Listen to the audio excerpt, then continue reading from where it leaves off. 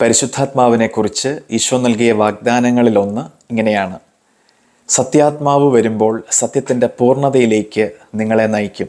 യോഹന്നാൻ 16:13. എന്താണ് സത്യത്തിൻ്റെ പൂർണ്ണത?